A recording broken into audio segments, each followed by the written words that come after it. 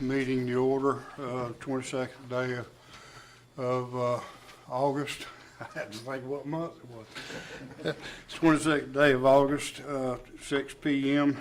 Makeup meeting for the first Monday of this month when we had a storm. We have Commissioner Thomas joining us by telephone. Mr. McCrary, will you say the prayer, and Mr. Crowder, will you lead us in the Pledge of Allegiance? Yes, sir, I will. Lord, we thank you for this day. Thank you for all your many blessings on this county. Thank you for watching over us through the storm. Thank you for all the diligent work that's been done to clean up after it. We pray that you would be with us throughout this meeting. Let the decisions that we make be pleasing to you, Father, and pray that you would be with those who are not here. Pray that you would just continue to lead, guide, and direct each one of us. We ask it all in Jesus' name. Amen. Amen. Amen. I pledge allegiance to the flag of the United States, United States of America. and to the republic Republic. one nation, under God, God, indivisible. liberty and justice for all. Thank you, everybody, for being here, and the millions that's watching online. First item on the agenda is the adoption of the agenda. And I have an amendment on the agenda. I would like to remove item P, consider approved 25 budget until our September meeting. And on presentations, road department, Mr. Kevin's gonna sing us a song. So get tuned up. Is that was all right? Yes, sir. Yeah. I make a motion we adopt the agenda as with the corrections. Call the roll? Commissioner Gordon, Yes. Commissioner McCrary, Yes. Commissioner Hopkins, Yes. Commissioner Thomas, Yes. Commissioner Hickox. Yes. Approval of the minutes from the regular meeting in July the 8th and also the call minutes of August 1st. I'm sure we've all had a chance to read over the minutes. Do I have a motion to accept the minutes? I make a motion to accept the minutes. Thank you. Do you have a second? I'll second it. Any discussion? Madam Clerk? Commissioner McCrary, Yes. Commissioner Hopkins, Yes. Commissioner Thomas, Yes. Commissioner Hickox, Yes. Commissioner Gordon.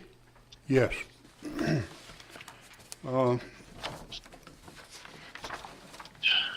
Kevin, ready, would you come up, grab your microphone and? I'm kidding, I ain't gonna make you sing.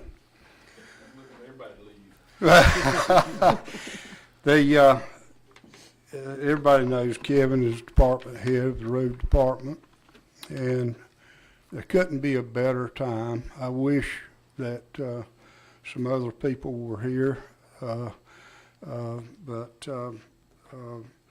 Mr. Elton's out with a bad knee, and Buddy is out. But the thing we wanted to do is recognize the road department for exceptional job.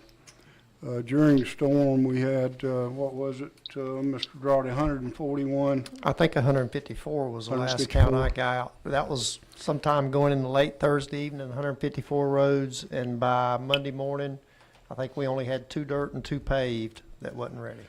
And I think they finished the last road today, actually, Wheaton Road, is that correct? We have some slides here of some of the roads that were affected in Wayne County, and this affected a lot of people. we got a lot of calls. But, you know, after everything was said and done, we got a lot of calls about that too. And I appreciate the citizens of Wayne County recognizing the job that the road department has done. We want to present you with a plaque of the world's best road department.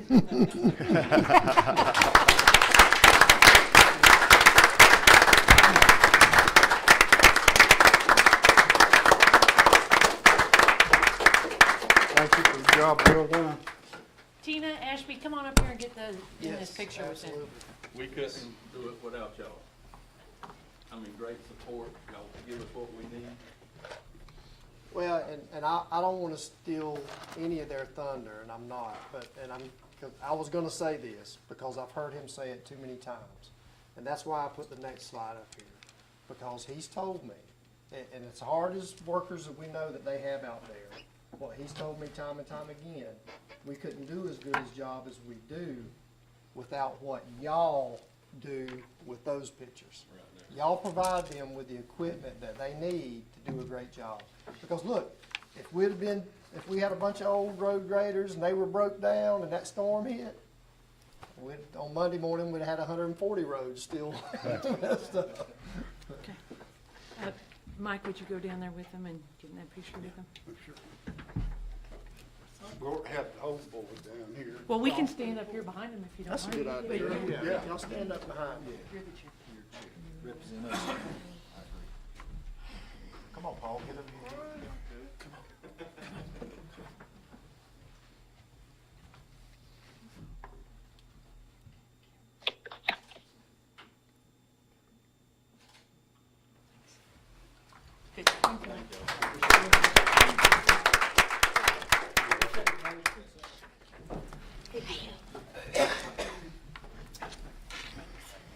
Give me some of that right there. Hey, thank you. Appreciate y'all. It's good to recognize somebody for doing a good job. I appreciate everything you've done. And everything that the people that work in that department does. It's amazing. The next item, citizens concerned, Mr. Kenny Fuller. Kenny Fuller here.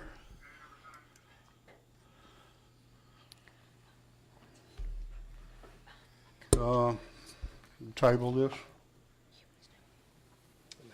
Do what, I'm sorry. He was supposed to call me and let me know if he was gonna be able to attend. And I never did hear from him, so he'll just call if he wants to get back on the agenda. Okay. The next item, public hearings, to close or abandon L.J. Anderson Road. We have anyone here, either for or against, the closing of L.J. Anderson Road? I'm for it. You're for it.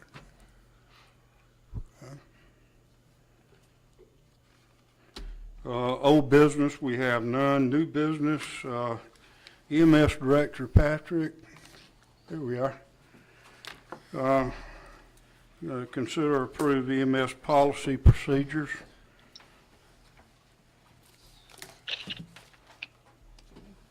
Patrick, I apologize. Can you point at which one I need to open? I can't read it from here. That the middle one? Yes. Okay, thank you. Good evening, Commissioners. Let me officially introduce myself. I am Patrick Carson, your new EMS Director.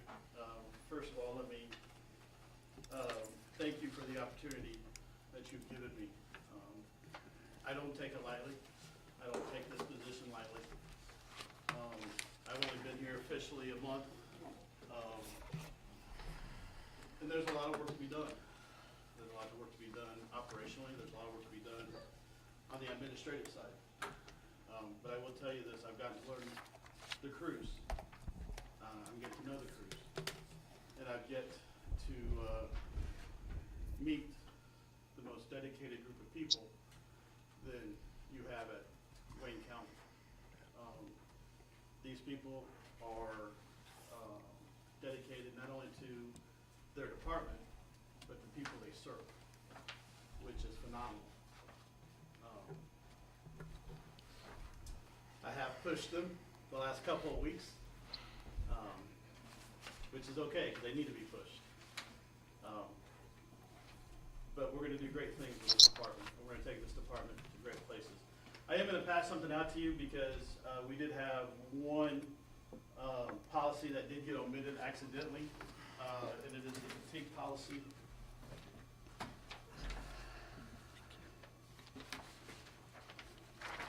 Thank you. And Mr. Thomas, I look forward to finally getting to meet you soon, sir. Look forward to meeting you too, sir. Thank you, and welcome to Thank you. Wayne County. So what we did is I just did a quick presentation to show you the changes that were made to the policies. It was asked of me if these are my policies. Now, I did not write these policies myself, the changes are mine. And I will tell you, EMS is not a black and white. We don't live in the black and white, we live in the gray. So I'll be standing up here quite often in front of you, telling you about policy changes, because our industry changes constantly. We ebb and flow with federal changes, state regulations, federal regulations, and medicine changes constantly. During the work session, we talked about the changes with Narcan and new medications that are coming out with Narcan. Once we have access to that Narcan, I'll have to come up and talk to you about changing some of our policies from using Narcan to the new medication. So just understand that not everything that you're gonna see here is black and white, because we do live in that gray area.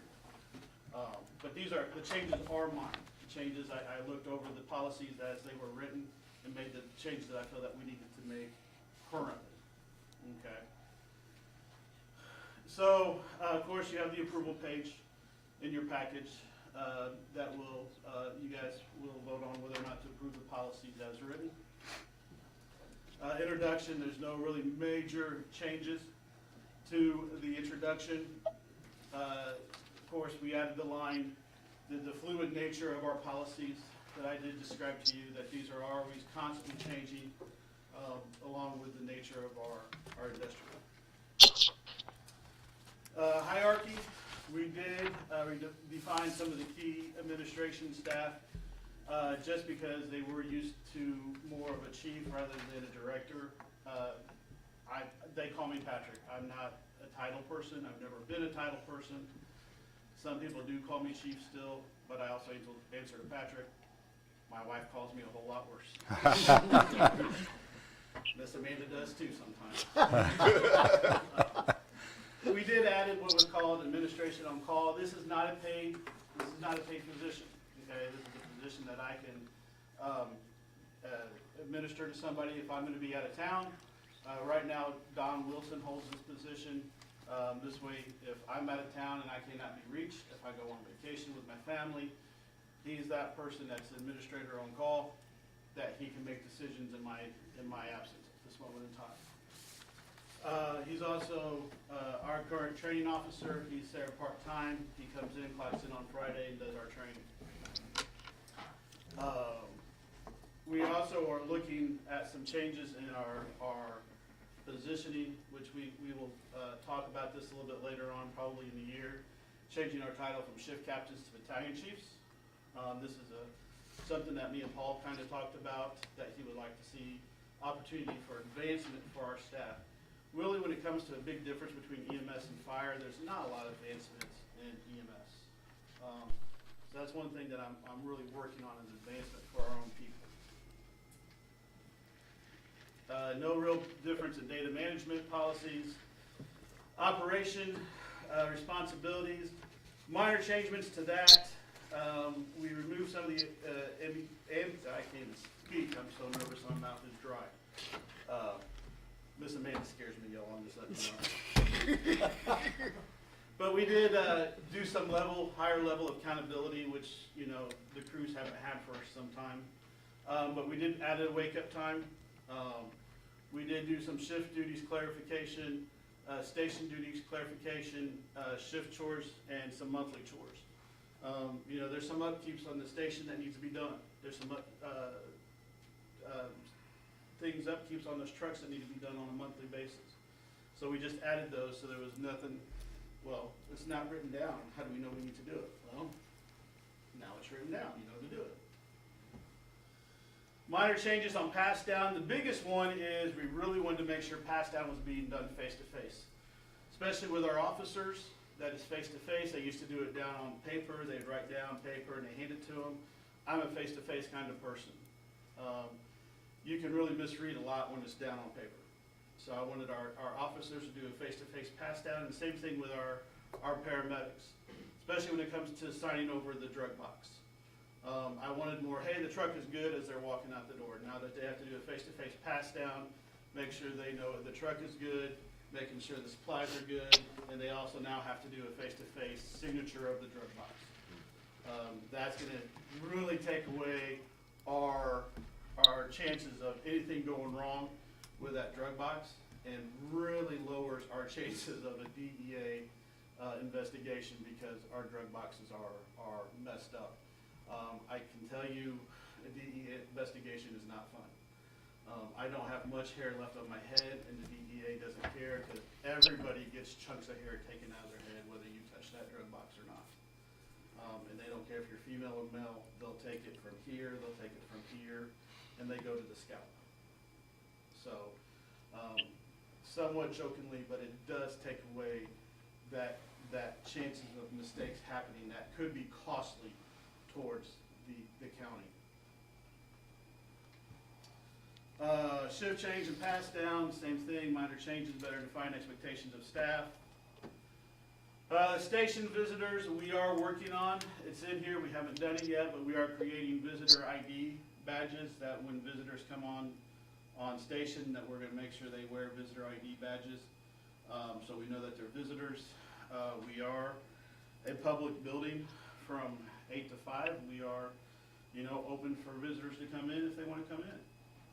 But we got to make sure they're identified. I just don't want people to walk around, come into the building because it's also a security issue. We do have medications in our station. We have areas because of HIPAA that they cannot go into. We just need to know who's a visitor and that they checked in appropriately, or somebody's lurking around that doesn't need to be lurking around. We did also ask during EMA OPCON levels that we will not allow visitors into the station. So like especially during hurricanes or other situations that myself or the crews might be busy out and about, they will not be allowed in the stations. Pets, even though I am a dog lover, we cannot allow them in the station. That's just too much of a liability. We're looking at people that are allergic to pets, or as much as I love dogs, dogs are still animals and they can still bite. And it's just too much of a liability on the county if a dog bites somebody else. My Gilbert identifies as a human. My Pepper does too. And so does all 4 of my boys, but they also bit at one time.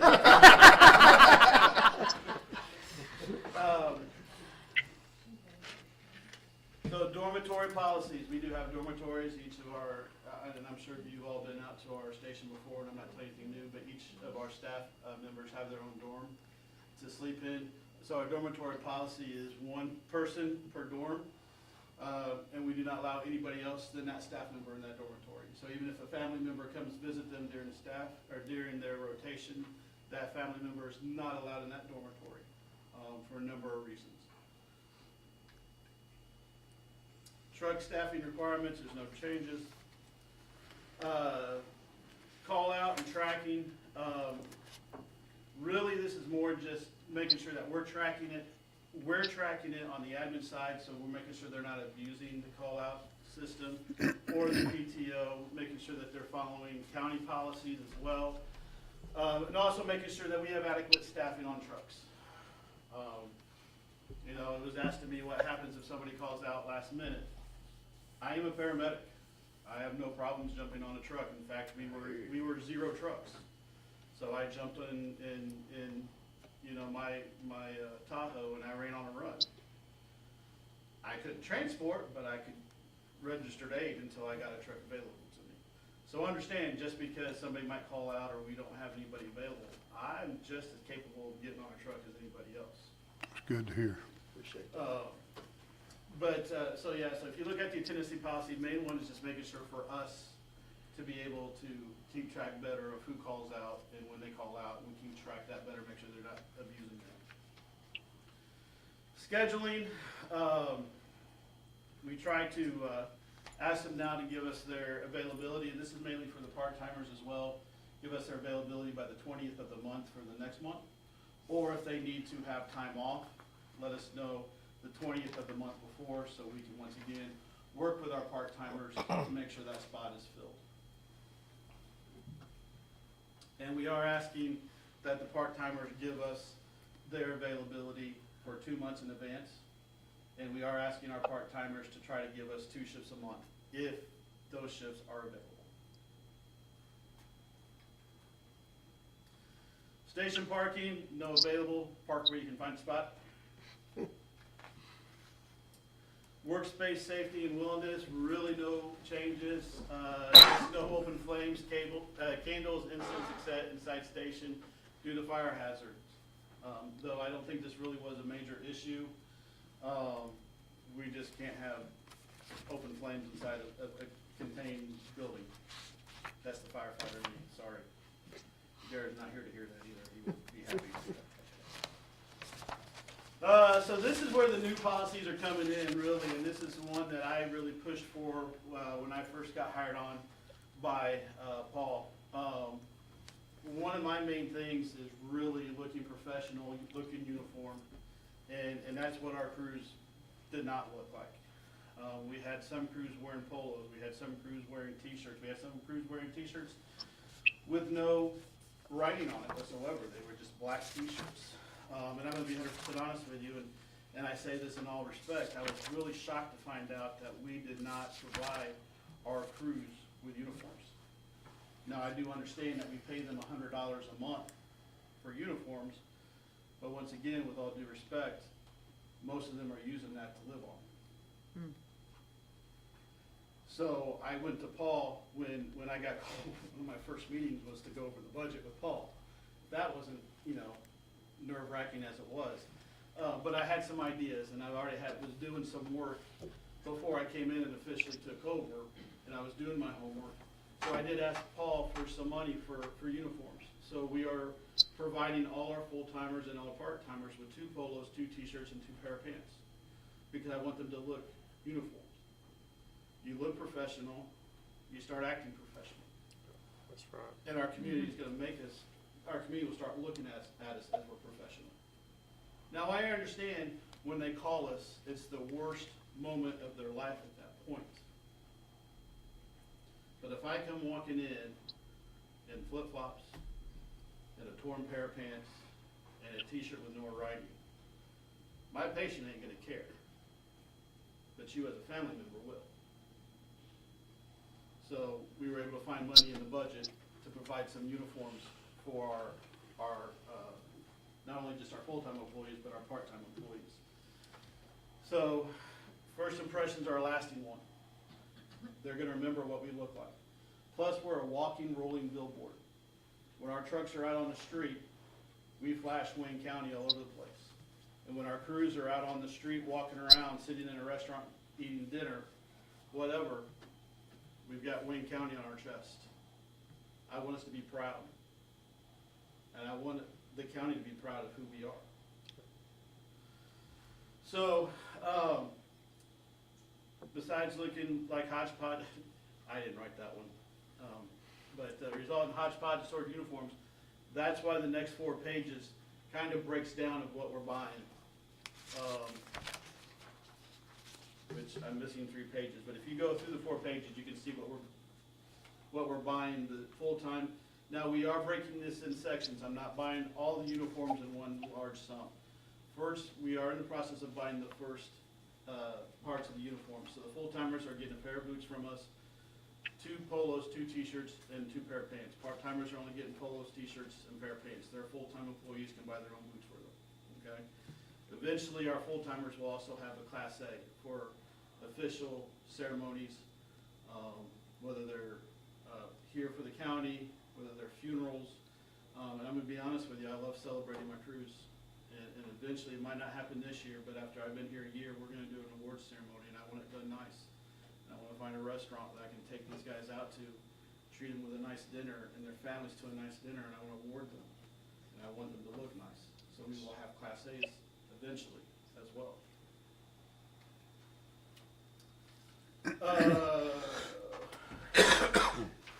Going all the way.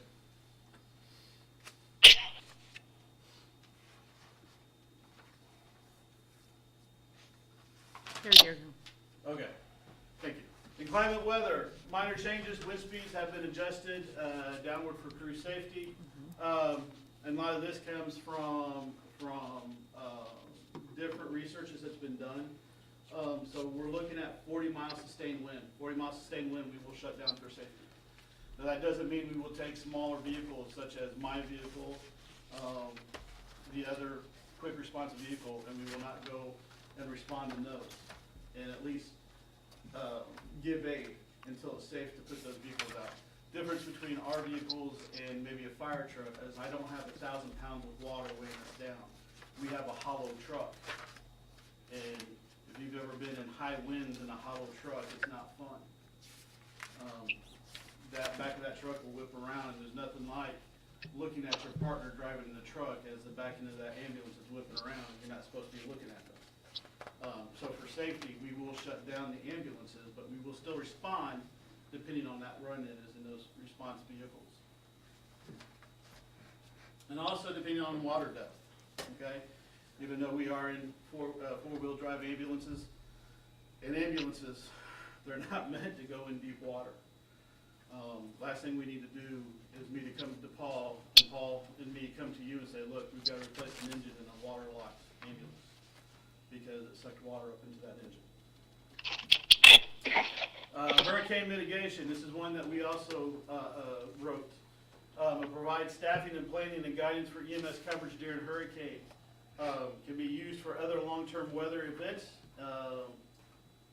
So what we are doing, we kind of stole this from 911 Center a little bit.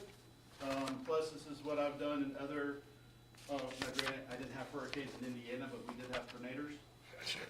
Now, we didn't get to plan those weeks out ahead, but we got hit. Then we did put this in advance, or in the plan, into process. But what we're gonna do, 72 hours, at least 72 hours, we know something's gonna affect us. We put this into plan. We let the crews know that, hey, look, get ready. There's a possibility that this is gonna happen. You know, get your affairs in order. You could be called in. I hate to interrupt you, but Yes. your PowerPoint slide does not match our policies and procedures in our books. I sent you. They got the, He's yeah. on page 116, and he obviously has a full page. That, for us, is 115, and it is, So I'm gonna be honest with you. okay, good. The It's PowerPoint, let me see, because Yes, the sir. PowerPoint could be different because we had to update some of these. Yes, sir? Okay, I apologize. I will get you the full page. In fact, I do have full pages out there. Is it for the you. email you sent today? Is that the It correct? should be the Okay. full, yes, ma'am. Go to that one. It should be. And I apologize for that, that's my fault. So, I'll get you the full page, commissioners. But knowing that, within 24 hours, I'm gonna give the crews an updated, so we will bring a second set of crews into the station.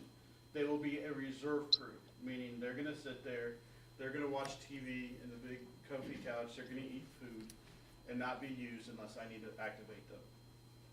They will go into our backup crews, our backup trucks, at the point that I feel like we need to activate them. We will activate them when we start getting run logged because we can't travel as fast, or we start seeing injuries from the storm. Is this gonna kinda correlate with a state of emergency? Yes, sir. Okay. Yes, sir. Then at 8 a.m., at the start of their shift, they go from the reserve crew to the main crew. And and then the main crew goes into that reserve status. This way they can go and that main crew can start resting if I don't need to use them at that time. Okay? Now, in this, they can be held up at station 72 hours. Okay? In the hurricane plan, if we have a bad mass casualty incident, they can work up to 72 hours. At that 72-hour point, they will go on a mandatory 12-hour break.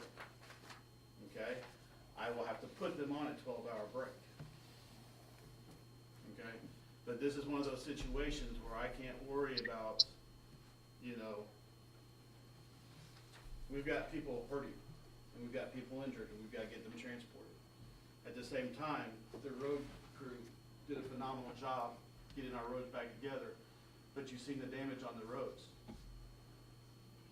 I have to figure out how to get people from those homes. So it's not gonna be a 10, 15-minute response time. It might be a 30-minute response time. So I've got one crew, now 30 minutes to get to a patient, 30 minutes to get them out of their house to the hospital.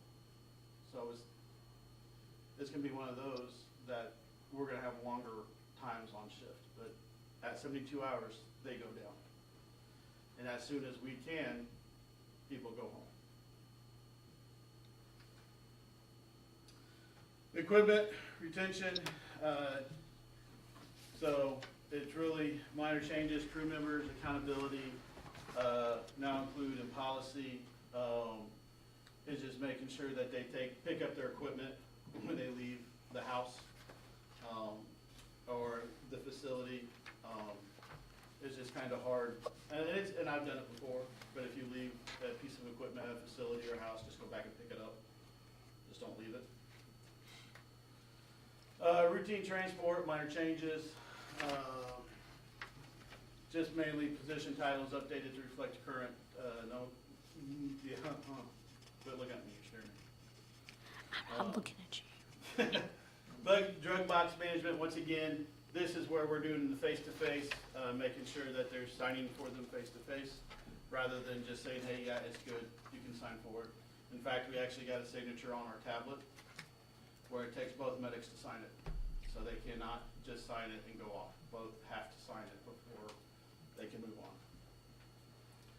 So PCR completion, I know this has been an issue where runs have not been completed. Now, it is a state law that runs have to be completed and submitted within 24 hours. I can tell you, in the last month that I've been here, all runs have been completed by the end of shift.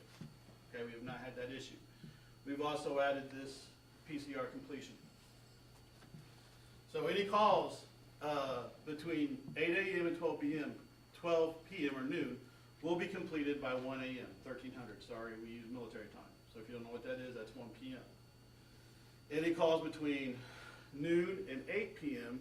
will be completed by 9 p.m. Any runs between 8 p.m. and 8 a.m. will be completed by the end of shift. The captains are keeping a track and keep an eye on that, making sure those runs are completed.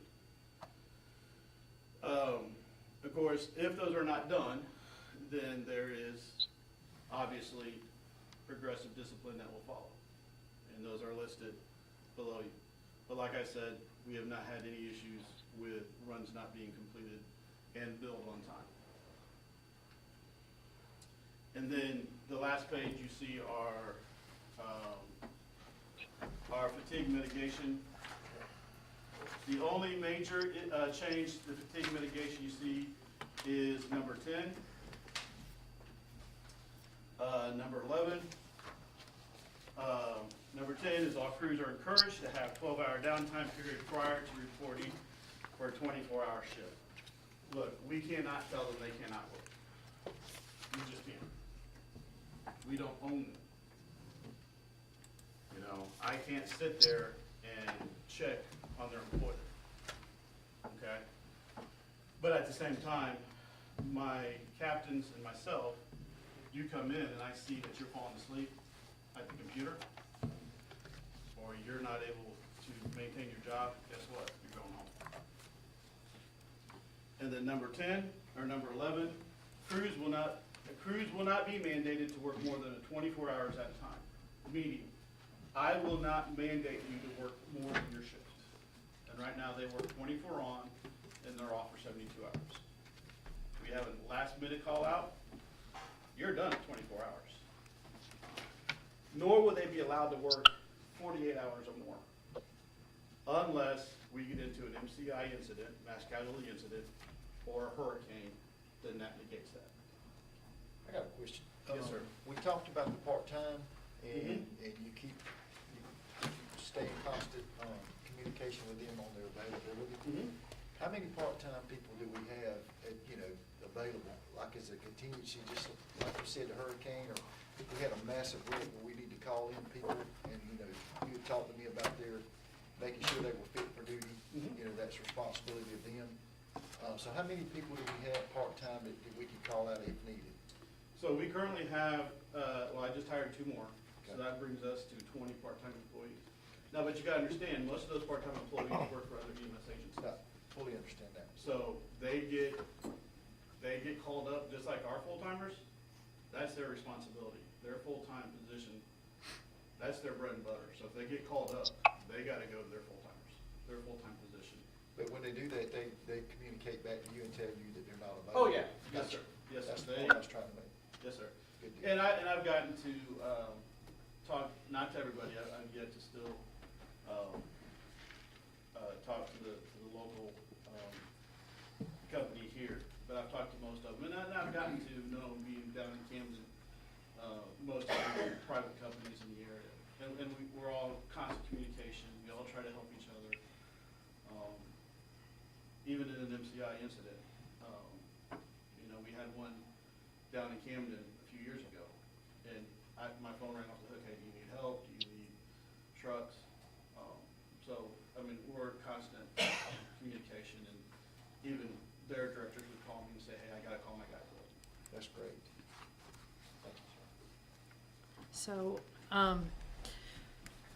when I first came to office, got in office, I got a phone call, and a couple of paramedics come to my office, and we had a very long conversation with crew fatigue. We had, in some years past, there were 2 trucks, but a previous board before I was here added a half a truck for me and a lot of people in the county. This is very difficult to understand because you got A, B, C, D shift, half truck, full truck. Okay, all this is very hard to understand. So we added a half a truck, and then that turned into a full truck. So I think at this point in time, we have 3 full trucks. Yes, ma'am. Okay, so, my question would be, how are we doing on transfer crew fatigue? But I believe we don't do any transfers at all. So I won't say we don't do any transfers at all. Okay. We do emergent transfers only, and I actually had a meeting with the hospital this morning. Great, So I agreed to do only STIMIs, which is heart attacks, okay, head bleeds, active strokes, and any major traumas that they cannot, the helicopter company, Air Evac, cannot fly out. Okay? Meaning that if the helicopter is grounded because of weather, or they're out doing another run, and there's no private company available, and we have trucks available, we will take them, because those people will die laid in that hospital. We will take them. But besides that, we won't do any other transfers. okay. So, from that background for me, having this conversation with these, I'm a researcher by nature. Yes, ma'am. And I started researching.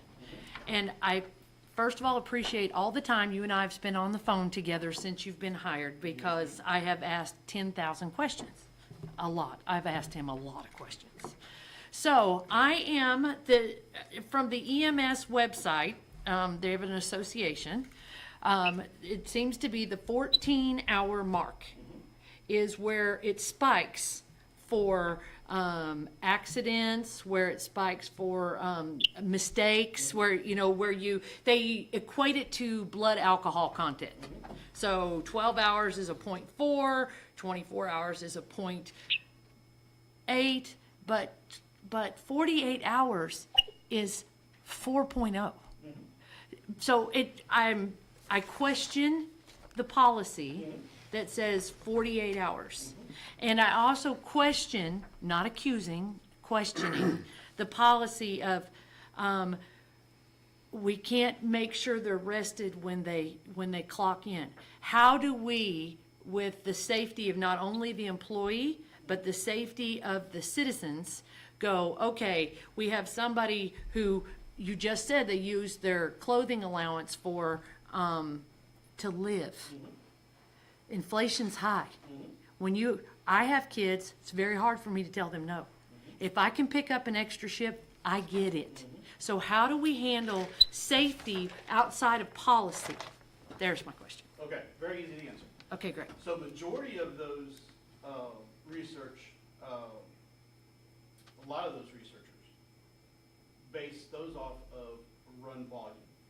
Run volume is how many runs those trucks do a shift, okay? So you gotta understand something. Yes, even this time last year, when we were doing transfers, okay, so I know at one point, they would do their 24-hour shift, and then they had the 24-hour on-call, which most of the times they got called in anyways to then do transfers.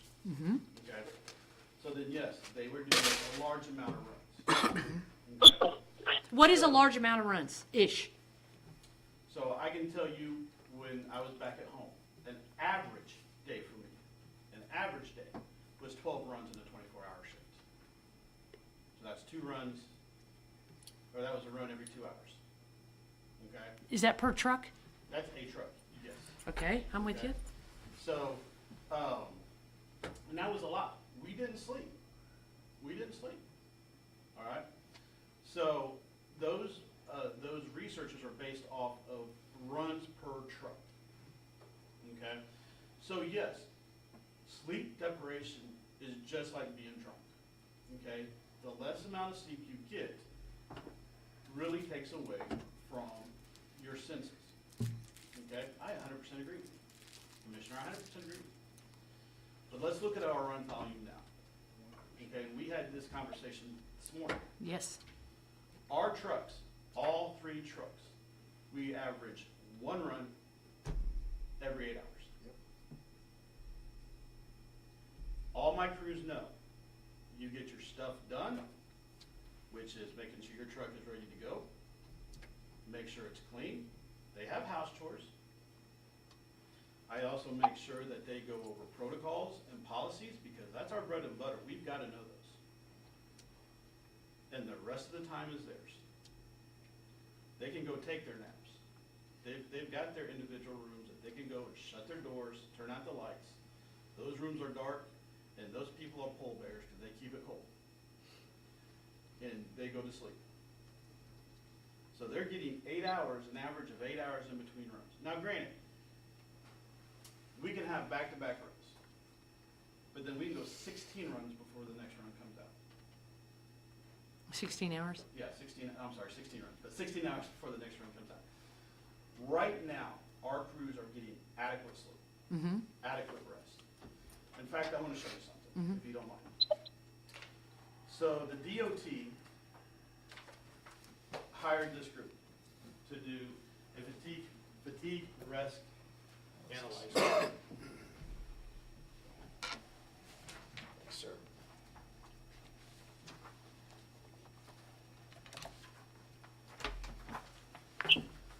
What you're looking at is Wayne County's fatigue risk analyzer.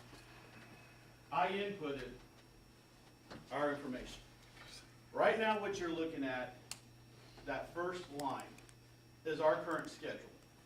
24 on, 3 days off. With our run volume, of course, I wasn't able to put all that information, it just gives you the final count. Right. We're at minimal risk for fatigue with our current run volume. Say if I would decide I wanted us to go to a 24-48 risk, 48 schedule, which majority of departments are on. So that means they work 24 and only get 2 days off. Even with our run volume, we're still at a minimal risk. Right now, the big push is to do a 48-hour on and 4 days off, 96, because that gives you 4 days to recoup instead of 2 days or 3 days to recoup. And studies are showing 4 days off to recoup is a lot better than even 3 days off to recoup. With our run volume, we are still at a low risk for fatigue with our run. Now, remember I said at the beginning of this that we ebb and flow, that we live in the gray. My job is to continue to watch the number. I'm an analytical person. I've got it. It's my job to be an analytical person, not just as a paramedic, but as a director. Don't you think that every morning, even on Saturdays and Sundays, I'm not checking the numbers? Because as soon as I see them trending up, then I start thinking, okay, what's my next move? Because I'm always looking at the risk. Not just to my crews, but to the people. So from even the DOT, right now, we are at minimal risk for fatigue. So even if we have to do a 72-hour because of a hurricane blows through here, yes, it's gonna suck. But I can tell you from somebody who's a paramedic first, I'll give up my sleep to go pull your child out of a building that's collapsed to make sure they're safe. I believe you. I don't want you on a 24-hour continual loop at a point something. And I'm not, because these people work very, very hard. I am not saying anything. I'm talking about employee protection, and I'm not saying this isn't the answer. I just wish there was something in writing that said, you know what, we have directors' policies that if this number moves to something else, we do something else. I'm fine with that. I'm fine with it. But I can't write policy for something that doesn't exist at the moment. You see what I'm saying? We had this discussion today when you said the pendulum going left and Yes. right, and you wanted something in the middle. Yeah. I will never give you something in the middle, because when it comes to EMS, when it comes to public safety, that will never stop in the middle. The pendulum swung all the way to where these folks were running after run after run after run. They were in danger. The people who were in the back of those trucks were in danger. They were screaming out for help. They were. That's the only reason they made their way into my office. And that's the only reason we're having this conversation. I'm trying to find something that just works. I am thrilled you are here. I am thrilled. I believe what you're saying. There's no doubt in my mind that you're looking at those numbers, and I think this is outstanding. I am not an enemy of what you got going on. I'm trying to assist. And I believe you. But what I'm telling you right now is, from me, we'll never be in that middle. And I can't write policy for something that doesn't exist at the moment. What I will be constantly doing is updating our policies as our situation changes. You know, even in the work session, we talked about growth. You talked about, getting industry in here to help pay for the growth. We talked about new homes getting in here to help pay for the growth. Well, with the new homes and the industry means my runs are gonna grow up, Yes, they are. which means I'm gonna have to look at more trucks. I'm gonna have to look at more stations. My run is gonna go up, which means I'm gonna need more staff, which means I'm gonna come up here with more policies and say, okay, these policies are no longer working, these policies will. And then as Wayne County continues to grow, these policies are not working, but these policies will. And as medicine changes, these policies no longer work, but these policies will. Commissioner, I am excited to be here to work with all of you. But I'm gonna stand here and tell you, you will never get anything black and white from me, because EMS is not black and white, man. We live in the gray. But I promise you, because I've done it, and I never want to do it again. I'm sorry, but your loved one's not coming home.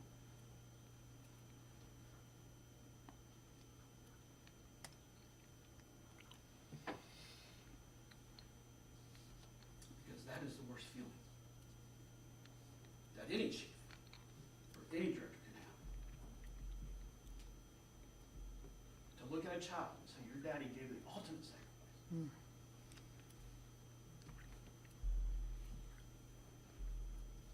I personally cut out 2 friends.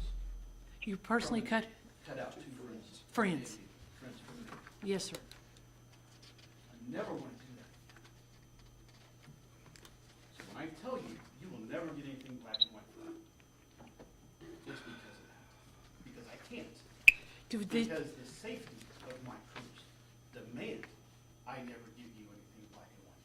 Because we do not live in a black and white society in the EMS or first responders. do these policies protect, would these policies protect your 2 friends? For right now, Yes, sir. yes, ma'am. Okay, thank you. And they will also protect your family. Thank I you. just want to say, I appreciate you, I've looked at this, and I'm very familiar with Part 26, meaning you've talked about the fatigue rule and stuff at the nuclear plant, because it applies to us. I see that you put these safeguards, I like the idea that you put this in the program according to the DOT, and we're at low to actually no risk whatsoever. I fully understand about the gray area, because life, if my child, there's a bad wreck, and we've got people, and it's time for them to shut down. I don't want you saying, okay, shut down, you can't go because you can't work these meetings. Life has, there's situations that you get in where life is, you've got to maybe break the rules, but life's gotta come first. Exactly. And that's what I'm hearing you say.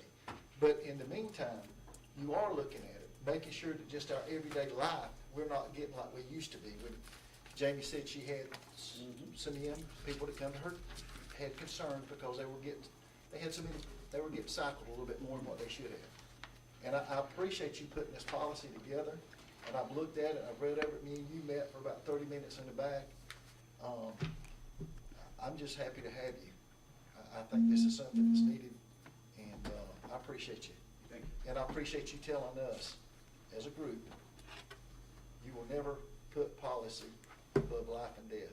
And I appreciate that, because that life might be mine. Exactly. So thank you.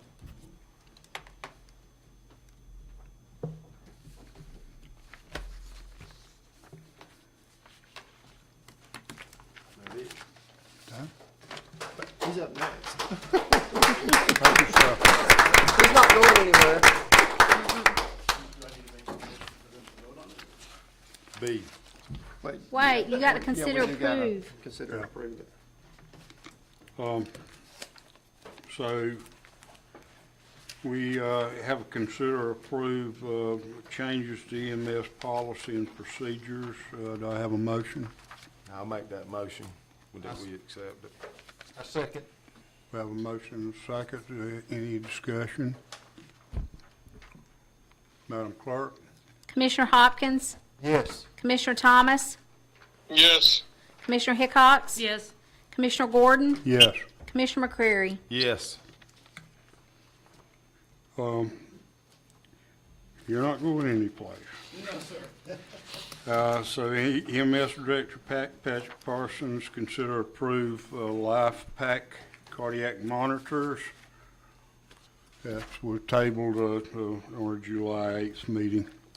Yes, so, I know this was brought up, for, I believe, SPOS, if I'm not mistaken, correct? No, ARP. ARP. Oh, ARP, okay. The current cardiac monitors we have is the LifePak 15. Physio Control, which is the manufacturer of our LifePaks, cardiac monitors, have created a new version. And of course, like anybody who creates something new, they find a way to get rid of the old, so you have to buy the new, okay? I have talked with the manufacturer, I've talked with our reps, and basically what they're telling us, 7 years from the manufacture date, the monitor is becoming obsolete, okay? Which means it still works, you can still use it, but they're no longer going to service it, okay? So, the LifePak 15 was introduced in 2008, so it's actually almost 20 years old, which is kind of odd. I sit here and tell you that we make advancements, but I will tell you there is 7 versions of the LifePak 15, okay? Version 1.0 is obsolete, version 2, we have 2 of the version 4s. and they have served this community very well. I will tell you that I cut my teeth as a baby paramedic on the Life Pack 10, and that was seriously like a boat anchor. That's the old-fashioned paddles. It was about yay big. You put the paddles up, and you actually had to touch the patient when you shocked them. Scariest thing in your life, because if you touched the patient when you shocked them, you got shocked too. So why is it becoming obsolete? The motherboard is no longer made for the version 1, and there's no replacements available. And they're actually going to start dropping them from our service contract. We have a service contract with Stryker that comes out and services all our Stryker equipment we have. That is our cots, that is our monitors like we're talking about now, and anything else at Stryker, which is physio control. But they're going to be dropping from our service contract come the end of this year. So that means they go down, we pay for it out of pocket, or it just doesn't get fixed. And if the motherboard fails in our older ones, they're just going to become unusable altogether, non-operational. This is not the first time that the county's had to update the monitors. The LifePak 12 was the monitors that, and we actually still have a few of the LifePak 12s at the station. But a few years ago, the county used the LifePak 12s and then was updated to the LifePak 15s. The reason why we're not recommending buying LifePak 15s is because eventually all the LifePak 15s will become obsolete. Like I said, they're telling us 7 years from the time the last manufacturers when they'll become obsolete. So the final version of LifePak 15, whenever it rolled off, so say like if you bought yours 7 years ago, this year they become obsolete. So what we're asking for is the purchase of 4 of the LifePak 35s. I would tell you this is a picture of the LifePak 35. I actually got to put my hands on one. Phenomenal piece of equipment. When I tell you that we are making huge leaps in pre-hospital, which is what we do, care, this is going to make our crew's job so much easier. And I wish I had one that I could have brought here for you. I did call our Stryker rep. She just couldn't get one here tonight. But it was introduced in 2024, just this year. Incorporates technology that is no longer available with older equipment. So just to give you some ideas, some of the things that we can do with this. So we can share screen with screen, meaning if one of the paramedics have a question, if I have one of these, I can actually log on and see what their screen is doing, and I can give them my interpretation, what I think is going on. Or if we can get the hospital on board to get the software, a doctor can log on and literally look what's going on with their screen and give them the interpretation of what's going on at the same time. Soon, we will be able to do, if we want, with no extra added purchase, we would have to add the equipment, but no purchase to the software. We could actually do what we call a video scope, where we plug in our laryngoscopes on the screen. The paramedic will be able to watch as they intubate the patient, putting the tube down the throat, which makes it a lot easier to intubate. We'll be able to do ultrasounds. So if we have somebody that's a hard intubate or hard IV stick, we can put that there, see where the vein is, and put the IV in to make the IV stick a lot easier. We can, instead of doing 12 leads, we can do 15 leads. 12 lead gives us only a partial picture of the heart to let us know if you're having a heart attack now. Not only will we be able to do the one side of the heart, we're going to be able to do a complete picture of your heart. So we'll do a 360 picture of your heart. So it gives us a better idea of where your heart attack may be at, so we can give the doctors a head up. Hey, this is just not a heart attack, this is a lateral heart attack, which is usually the widowmaker. Gives our patients a better chance of surviving. Each is $44,000, which I'm going to be 100% honest with you. When these were first being talked about, I really thought this price was going to be closer to $60,000 to $70,000. So that $44,000 shocked a lot of us that it's only going to be $44,000. So 4 of them is $179,000. That does come with the cases on the side for our extra equipment, like our electrodes that we put on the patient so we can put the leads to look at the heart. That comes with a pad, so if we do have to defibrillate. Also puts the side bags, the saddle bags. And it's also the mounts for the trucks. We don't want $44,000 piece of equipment flopping around in the back of the truck. So we will purchase mounts that we can mount on the back of the truck, and it will safely keep that on the truck. Plus, it's an OSHA thing. They're supposed to be mounted. Lifespan of these are 10 to 15 years. That's what they say, but they've been known to last longer. Repairs covered under our service contract, and like I said, the current LifePak 15, we can either use them on our reserve trucks, or we can actually sell them back to either Boundtree, which is where we get our medical supplies, and they would give us a surplus, or we can sell them on the used market.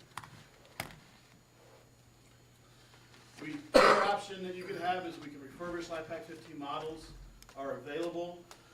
They're usually around $18,000. But once again, if we buy refurbished LifePaks, they're not going to be under our service contract. And that motherboard goes out, we're going to have to purchase another one.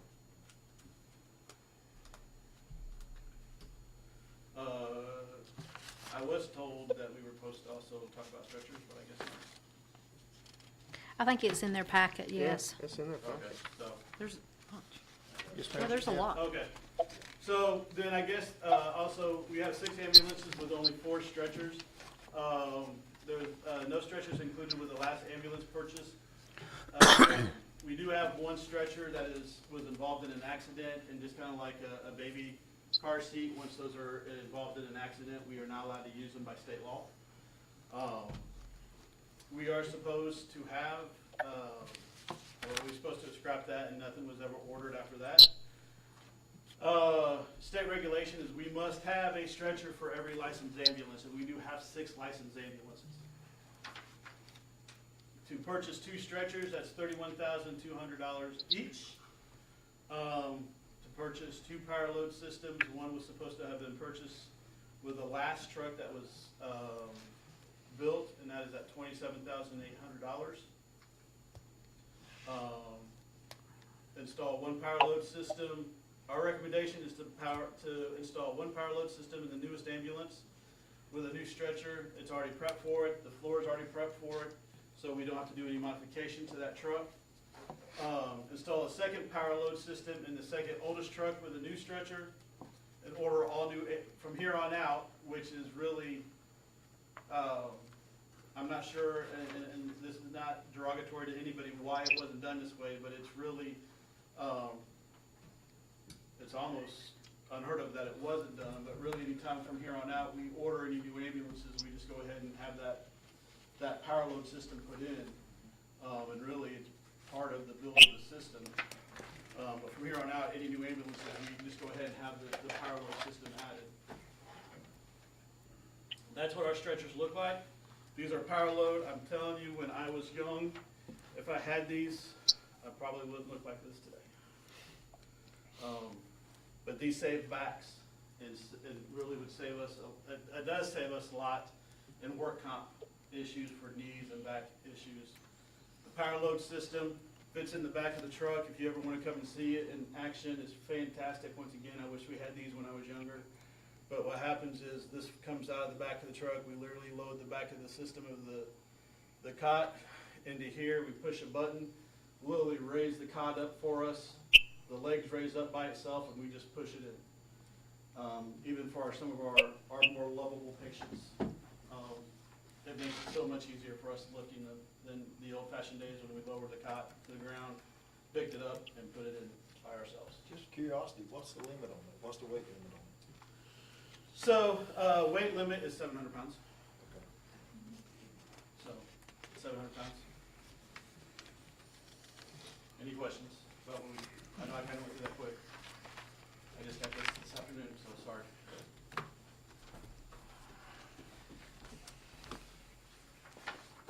Any questions? So, what are we being asked? Because there's a lot that we just talked about. Yes, sir. So, do we have a total, or is it broke out? How are we going to do it? I think- Share, how are we going? So I think it's broke out between the two, the cot, or not the cot, yeah, the cot and the power system. We need 2 cots to make it state regulatory for the 2 ambulances that we don't have. I think his question is the Stryker, quote on the back, is that the $61,000, is that the total for, That's the for, cots. just for the stretchers, but all the accessories that you need to make that work? Yes, ma'am. Thank you. And then the, 171,587. Yes, For sir. the life pack monitors. is the life That's what pack we got. monitors Yep. and all the essentials that we need for the life pack monitors. There is another quote with that says, it's brackets, I believe. Yes. Is that, so are these two different quotes, or did they lump it all into the 171? Here, It's all, it should be all on the 171. my question is this separate, or is that in there?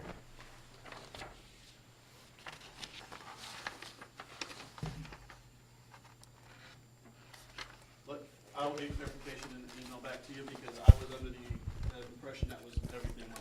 Thank you. But I will get clarification. I will let you know these quotes came in prior to me getting here. Yes. But I'll get clarification. And Don could not be here this evening, or he wouldn't be able to answer that for you. If he's listening, he can text me. That'd be great. Okay. But if not, I will get clarification and let you all know. Which one was it, Commissioner Hickox? The 18, on the back of the original, Yes, ma'am. it says 18,000. I didn't know if that was the brackets, because the brackets are essential. Or is it all, is this 18,000 included in this 171? Oh, okay, I'm following you now, yes, But I'll get okay. clarification. Okay, yeah, I'll call yeah. and she usually gets back to me pretty quick, so I'll get clarification tomorrow for all of you and send you an email tomorrow. Okay. So do we need to table this until we get clarification on it? If it is okay, I would like to make a motion that we accept both of the 171 and the 61. If we need to come back and order the monitor, the brackets are stocked. They should be able to send them out in 24 hours. It's this stuff that is really the important stuff. Yes. You made that in a motion? I made a motion. I'll second that. Okay. Any discussion? And this is coming out of ARP money, ARP. Yes, sir, it is. right? I mean, the stretchers, we're not even in compliance now, so that's. No, that's we're not in that's a compliance. We need. have to have a stretcher. Absolutely. So, But I will tell you from here on out, anytime we order an ambulance, we'll have the power cot and stretcher. And added. stretcher. Yes. The last ambulance, we voted for the power loader. We voted for, we did right here. It's been less than a year ago. Once again, I don't have answers to that question. Any other discussion? Madam Clerk? Okay, let me clarify this motion first. Okay. Jamie, you're motioning to purchase the life packs at $171,587.52, Yes. and then the cardiac monitors at $179,000. Is that correct? Yes. No, that's right. The 171,587, that is the life packs. Uh-huh. And then to, the power load system at $61,426.12. And then the 18 was. Yeah, that's the one we don't And know. I have to, I'll get What is that for clarification, and like I said, I'll email all of y'all tomorrow. Like I said, our striker rep is back on Thursday. Okay. You got that, Madam Clerk? Yes. Okay. Commissioner Thomas? Yes. Commissioner Hickox? Yes. Commissioner Gordon? Yes. Commissioner McCrary? Yes. Commissioner Hopkins? Yes. Thank you, Patrick. Thank you very much, Commissioner. Thank you. Next item is Mitch Sutton. Consider approve bid for Happy Precision Approach Path Indicator.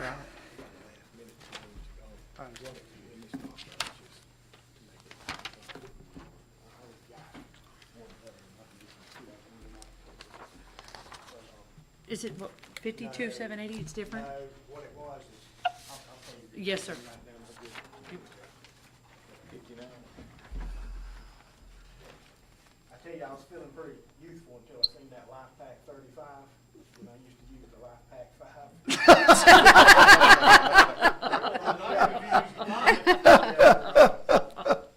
Yeah, I was feeling really good about it. Everything's same. He's using, he got one.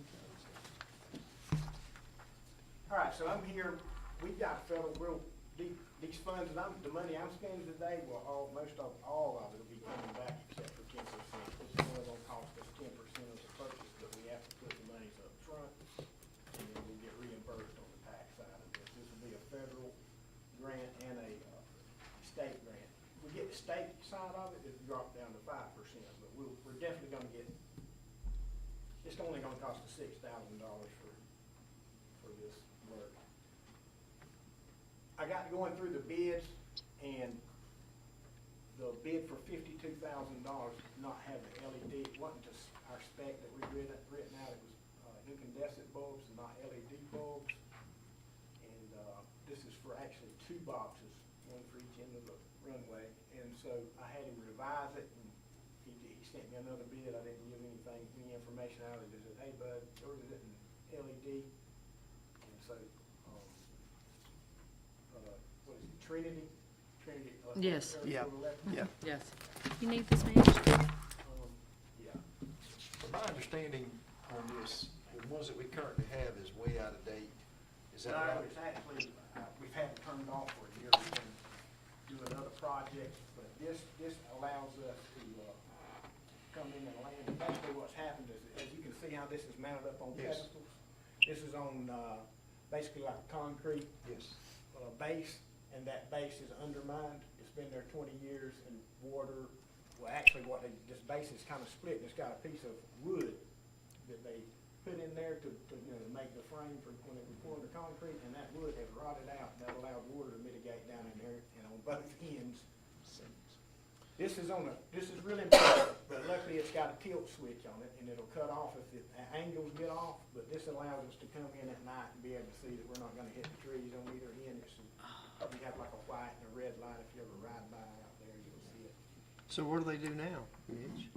We just use visual. Oh, okay. You can use visual, but Right. it's another. It's safety. Another safety Yeah, factor. gotcha. That's right. Yeah. And that's what somebody was mentioning this about the lights, and they were saying ones that they currently had out there either was not in use, or they were so old and dilapidated, so.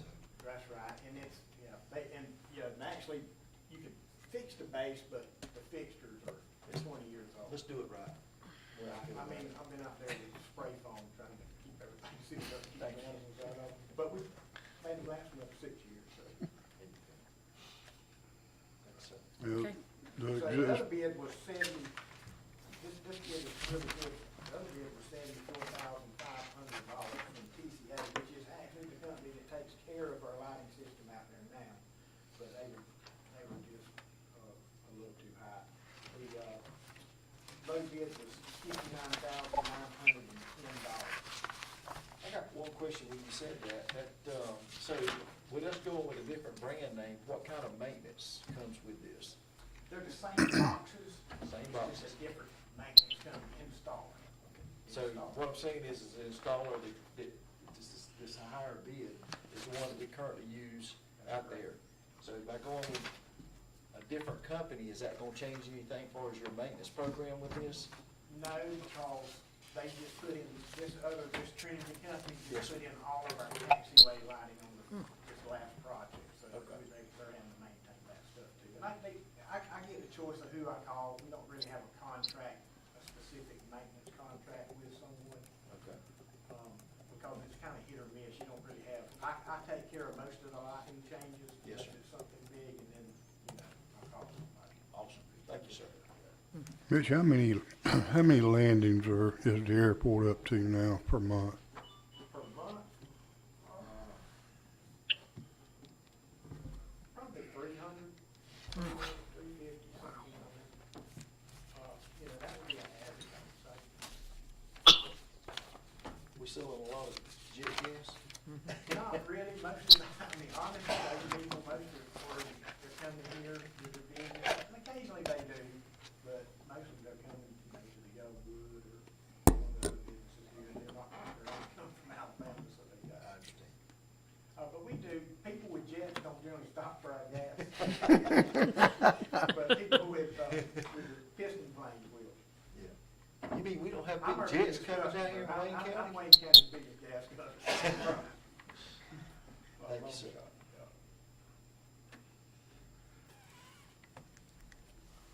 I make a motion that we go with the lower bid of $59,910 for the purchase of these lights. And you think the grant will cover everything but about 6? That's right. 10 to 5%. That's correct. And Jeffrey could tell us that. I didn't try to get in contact with him for I'll Pretty second. small little grant for them, and that's why we're gonna roll it into something else. Now, I know we have Pappy on 2.8 now, but This is in the budget already, actually. This is in that 125 I have. On the grant we just Or got this word is in our about. our current year's budget. Oh, okay, I got This you. is not Yeah. to be amended, this is just, this was already there, I just, Yeah. So, any kind of idea before you get the refund? Is it like 12 months, 9 months, or is, It's gonna be 12 months, I would say, probably before the. would that hurt your current budget? You say you got 120 in the current budget and it was budgeted accordingly, so if it was budgeted, is this 59,000? It's actually gonna be great, because I was counting on about 100,000. Awesome. Good. So, honestly, So you're good. Yeah, Good, so we're gotcha. too good. I mean, I was really thinking it was gonna be a lot higher than that. Because, I mean, you know, the other guy was 74. I thought that was great. That was the first one to come in. I was like, oh, yeah, we're gonna be good. but Mitch, you're recommending put Pappy on 10 and 2.8. Yes. Yeah, they both down now, neither one's working. I thought we only had Pappy on 2.8. No, we don't. We already have them there. They're both down. Okay. Okay. So we have a motion and a second. Is there any, I don't have a second. Tim? Tim made it, and Kevin seconded it. Kevin said. Any other discussion? Madam Clerk? Commissioner Hickox? Yes. Commissioner Gordon? Yes. Commissioner McCrary? Yes. Commissioner Hopkins? Yes. Commissioner Thomas? Yes. Thank you, Mitch. Thank you for all your volunteer work.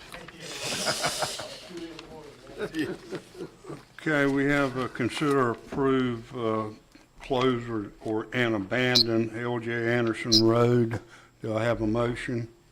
I'll make that motion that we, close and abandon LJ Anderson Road. I'll second that. Any discussion? Madam Clerk?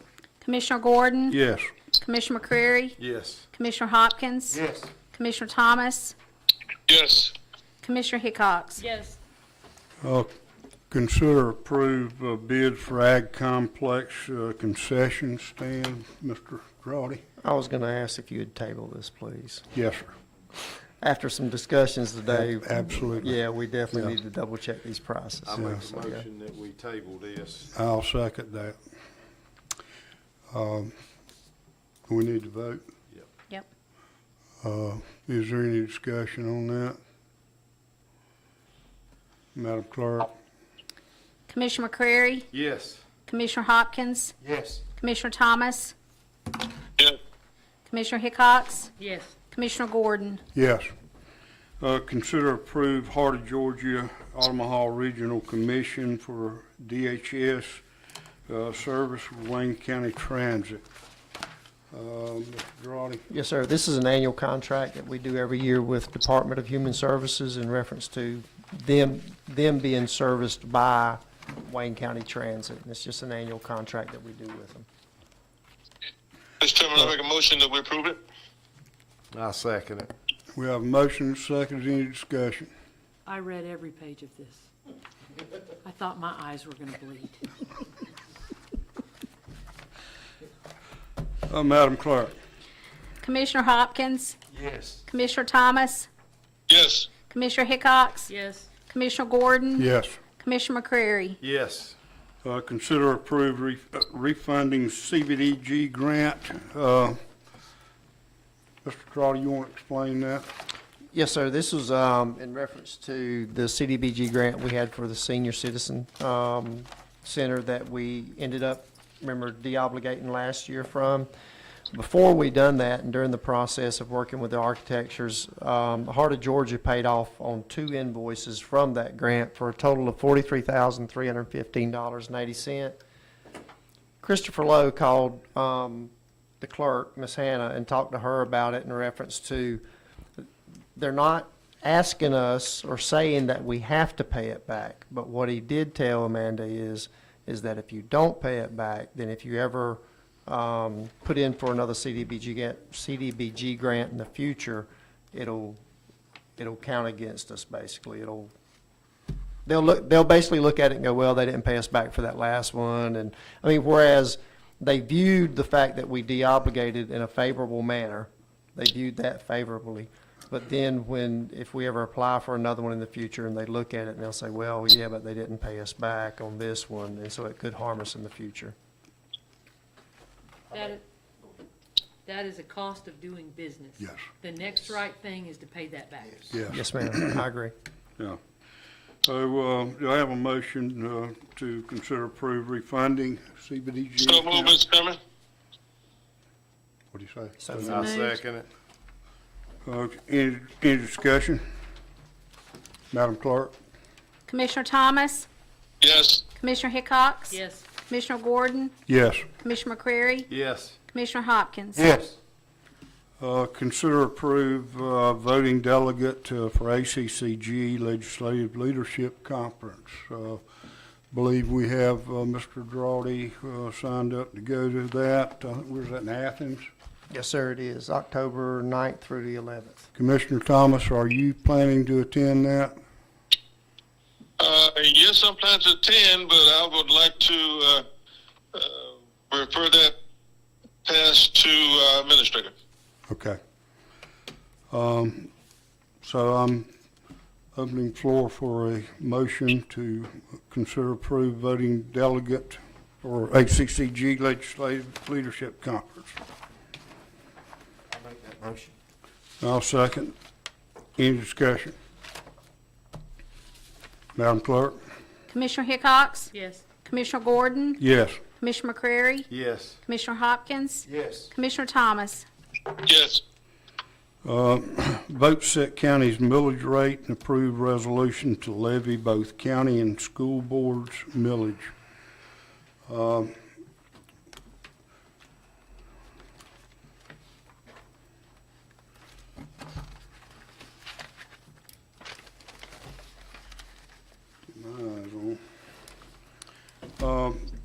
The county's millage rate in 2024 was 14.9632, and we're recommending a rollback of 2.7442, which would bring the aggregate sum to 12.219 millage rate.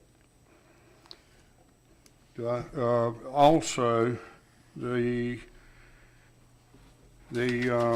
Board of Education, their millage rate was 14.272. They have rolled it back to 14.272, am I correct? Yes, sir, that's correct. And we need a motion to accept these millage rates. I'll make that motion. I'll second. Any discussion? What this means is this is not a tax increase. They rolled it back to, your digest was this amount of money, you had all the evaluations, made your property worth this amount. To collect the same amount of taxes that they collected last year, they're gonna roll it back to this number, so the money should be basically the same that comes into the county that came in last year. That is both for the school board and for the county government. That's correct. Another thing, the voters need to realize, and the taxpayers, you know, we did have that one-time grant last year from the governor, Georgia. Homeowner tax relief grant. Tax relief. Homeowners Homeowners only, that's right.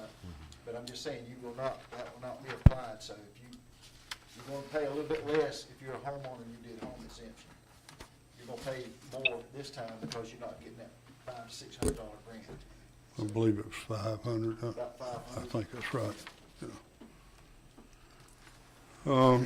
So we have a motion and a second. Any other discussion? Madam Clerk? Commissioner Gordon, Yes. Commissioner McCrary, Yes. Commissioner Hopkins, Yes. Commissioner Thomas, Yes. Commissioner Hickox. Yes. Consider approved sheriff vehicle purchase. There are 4, is that correct? Five. 5, excuse me. Yes, sir.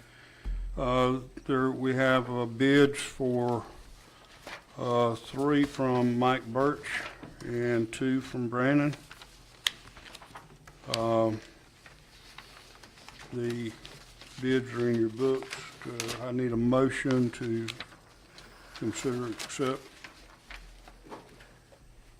These are coming out of general fund? Yes, Because sir. they were in his normal budget? Yes, sir, they are. And we are purchasing them, and I know Sheriff or Chief Deputy, you can jump in.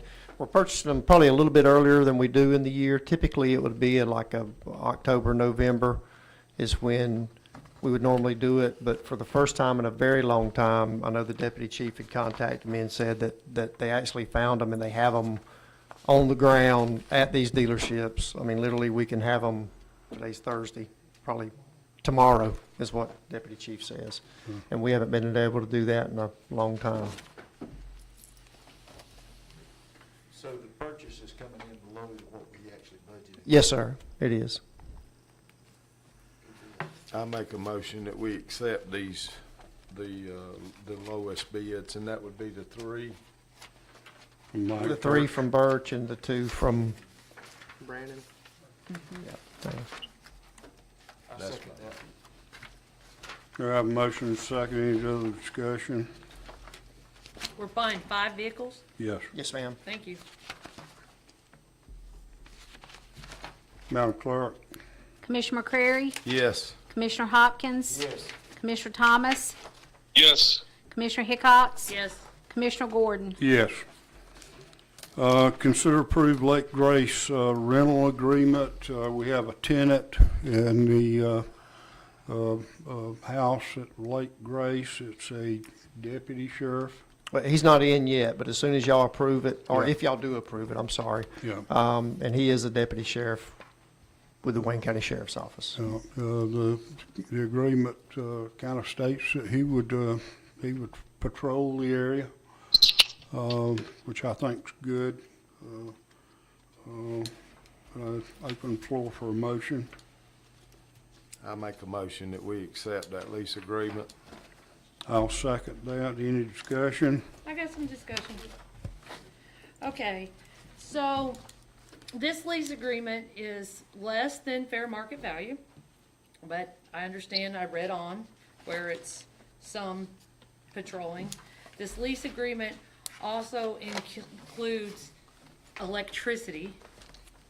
I don't know what everybody but else pays on electricity, but I know electricity's high. This lease agreement does not say how many people are gonna be living in this house. It doesn't say who's doing lawn care. It says that they're going to have, it doesn't say anything about requiring renter's insurance. It doesn't say, all of our, employees. How did we, I'm just saying there could be unintended consequences with how we arrived here. And I would have asked all these questions, but the information just came to me in the book. Yeah, and I understand, and we'll be happy Okay. to research those. I'll get Mr. Beaver to help me with them. Thank you. And I'll be honest with you, Commissioner Cox, none of that was done, and I'll tell you why. It's just, and I'm not saying I'm right on this. It's just, it's been a normal procedure in the past. When I used to police in Glenn County, and they had Glenn County property, like they had Blythe Island and stuff, that, you know, typically not a family, but a young single officer, they would give them a cut, or they used to let us stay for free, but they would give either a cut rate or free, because mainly what they wanted was the patrolling and the law enforcement presence. This is a Lake Ranger house, so typically it would be the Lake Ranger I may have assumed this, and if I did, I apologize, but I just kind of felt that we wanted not just anybody in there, but someone who would, if not the Lake Ranger looking over the lake, someone in law enforcement capacity that could enforce rules and regulations out there. And that's the way we've always, I mean, yeah. not that it's right, but that's the way we've But always. it's good points. Mr. Beaver and I will get together and double check all those points. You want to table this till September? Yes, sir, that'll be good. Do I have a motion to table it? I'll All right, have- hold I'll up. have to withdraw my motion. Okay, you withdraw your motion, I'll Yes. withdraw my second. Then I have a motion to table until September. I'll make the motion to table. Need a second? I'll second that. Okay, Madam Clerk? Commissioner Thomas, Yes. Commissioner Hickox, Yes. Commissioner Gordon, Yes. Commissioner McCrary, Yes. Commissioner Hopkins. Yes. Consider approved resolution for election board. The election board, as explained in the earlier work session, will be 3 members. We have names from the Republican Party, names from the Democratic Party, and we have 5 resumes. We advertised for the resumes just to make sure that we were reaching everybody that might be interested in being on that board. Those names will be selected or voted on in our September meeting.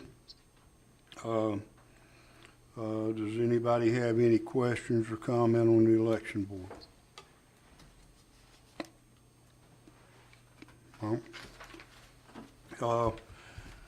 We need to consider approve the election board resolution. I'm open the floor for a motion. Matter of fact, I will make that motion that we accept the resolution. I need a second. I'll make that second. Any discussion? And this is the resolution that the state requires. Yes. Yeah. So we really, even if we missed the deadline for grandfathering in, we have to abide by this resolution. Yep. Yeah. Any other comments or discussion? Madam Clerk? Do what? It's actually an ordinance, the county attorney was telling me, instead of a resolution. That's but- ordinance. okay. Yeah. All right, Commissioner Hickox, Yes. Commissioner Gordon, Yes. Commissioner McCrary, Yes. Commissioner Hopkins, Yes. Commissioner Thomas. Yes.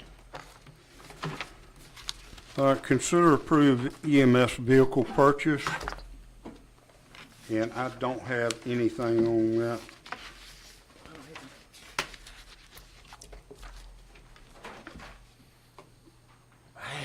Director Parson, do you have anything on that? I thought you were doing this, Roddy. You were I've- giving him yeah. up to a percentage, I thought. This is for his vehicle. Oh, I'm sorry. I apologize. I'm sorry. I had the ambulances in my mind. I apologize. You were The gonna first do one- that No, too. that's correct. And remember, Mr. Chairman, I'd ask you if it was okay if, what we have on the agenda is for the director's vehicle, okay? And so the idea was to spend $50,000 on a new director's vehicle or a new for him. The sheriff's department for some time has been, has utilized Chicago Motors, and they've got a great, they got a great reputation from the sheriff's department as being reliable, and to the point even that they don't even charge us transfer fees anymore, or transport fees. They sell and they specialize in public safety vehicles. So I had asked Director Parson if he would get on there and look, and he found a 2021 Chevy Tahoe, and it's police rated, so it's an emergency vehicle. And I think the price on it was $37,900. But what I would like to do, only because, and we've done this for the sheriff's department in the past, only because just, in case it's not there in the morning and we have to continue to look, if y'all would approve at least $50,000, which we did have, the idea was for in the budget, and it would be coming out of SPLOST 4, if y'all would approve that amount up to, like we've done in the past. But ideally, if that vehicle's there in the morning, it'll be $37,900. Let me get you that exact.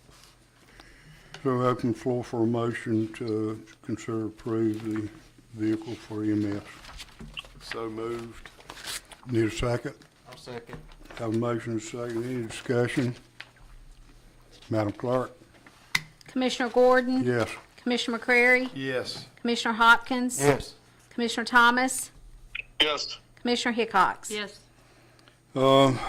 Engineer Brandon Wait a Purcell. minute. Well, wait a minute, and that's, I'm Excuse me. sorry, Chairman, and that's why I was kind of confused what to go, because I jumped the gun and forgot about his vehicle, but I talked to you about if it was okay to also bring up under this item in reference to EMS vehicles, is when we hired Mr. Patrick, and he and I had a lot of long discussions when we first did.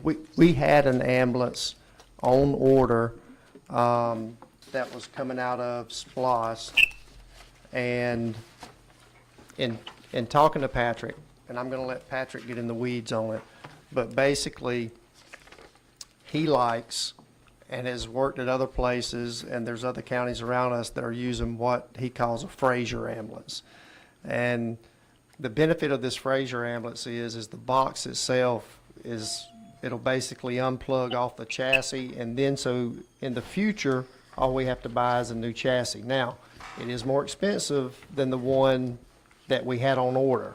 Now, they had yet to go in the manufacturer with it yet, so Patrick was able to call them, and we canceled that one in hopes that we could start going with these. There's about a $33,000 increase from that ambulance we had on order and this one.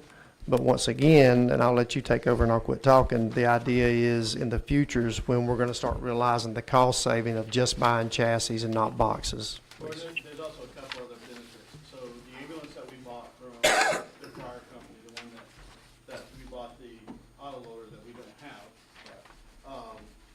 somehow, and I still can't get a straight answer from too many people.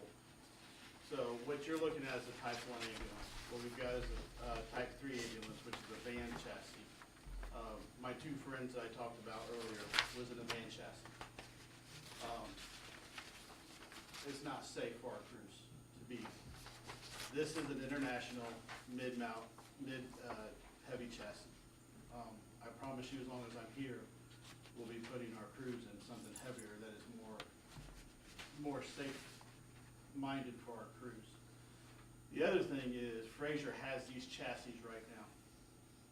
So if you approve this, we'll have our brand new truck in 12 to 16 months versus we're still looking 2 to 4 years to have another new truck in our process. So Mr. Paul's correct. We're looking at a $30,000 increase from what we originally ordered. But we're also not just looking at the possibility of taking this box off and remounting it in 10 years. So your box you can use for 20 years. And you really want to change your chassis about every 7 to 10 years, depending on the mileage and the wear and tear on it.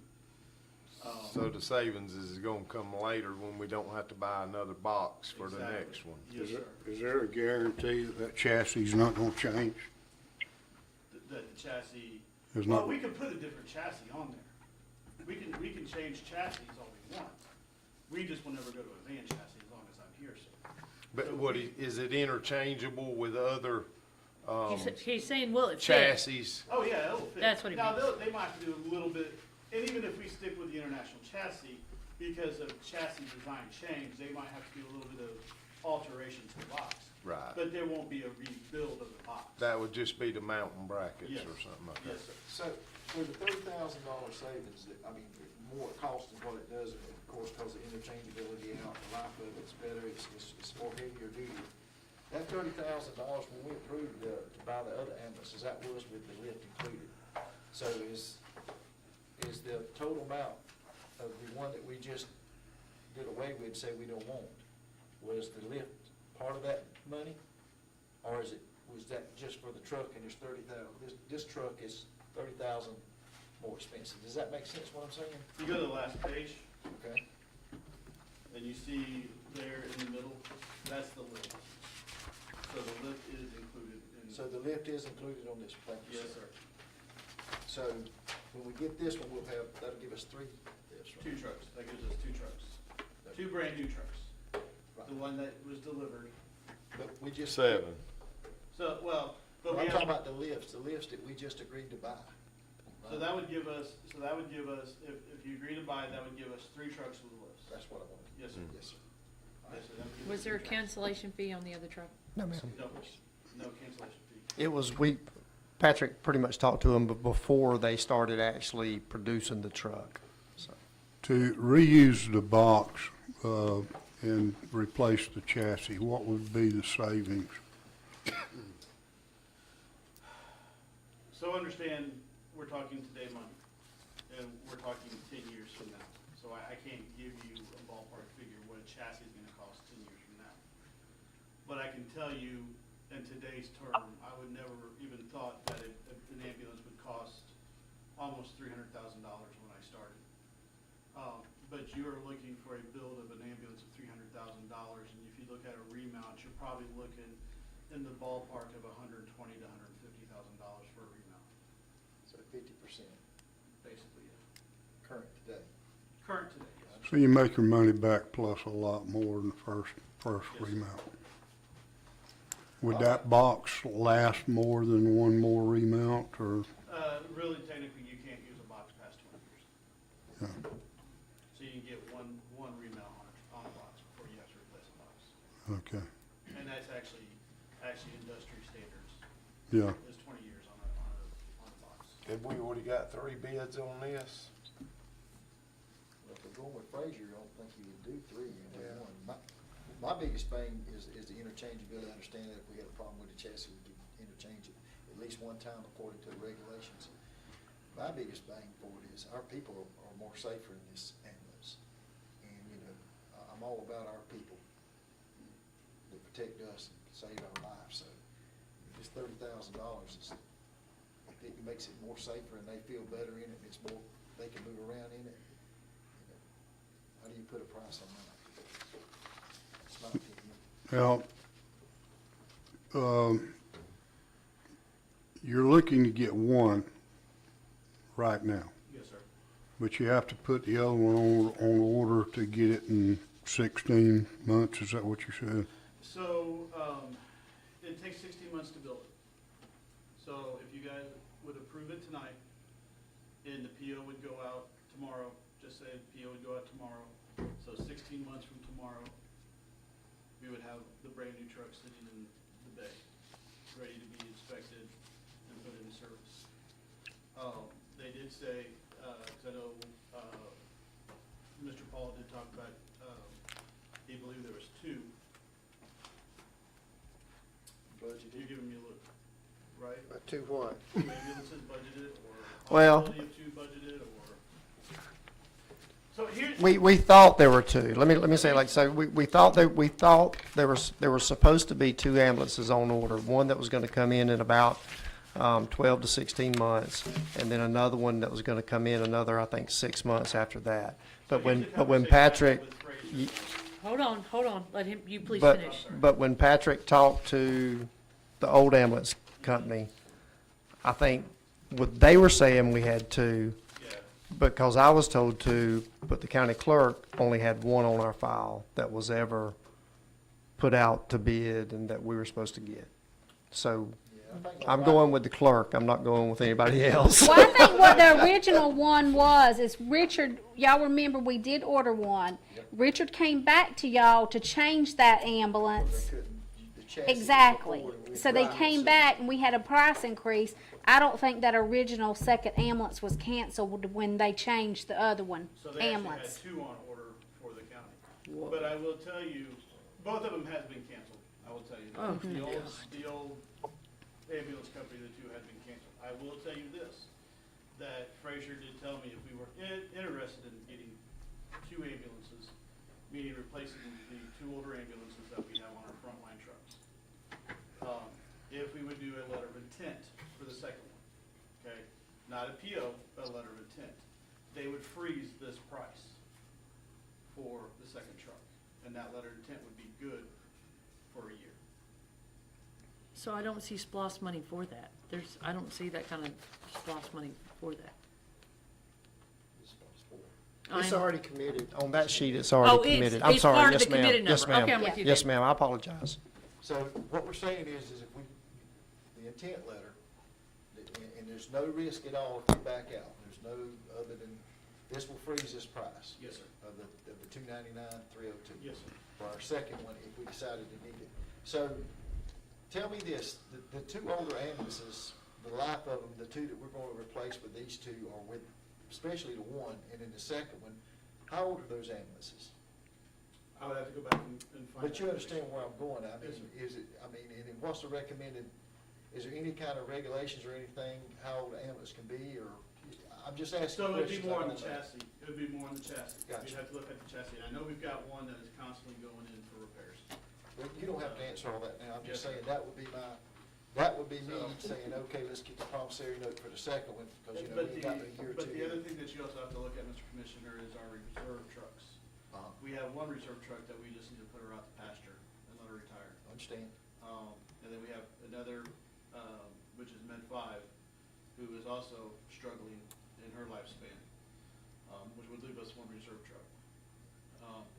So it's not just the two older frontline trucks that we have, it's our reserve fleet as well. So So we one of have the- to have, by state law, we have to have so many reserve fleet trucks as well. So in replacing the two older front lines, we are replacing, refurbishing our reserve fleet as well to stay compliant to the state.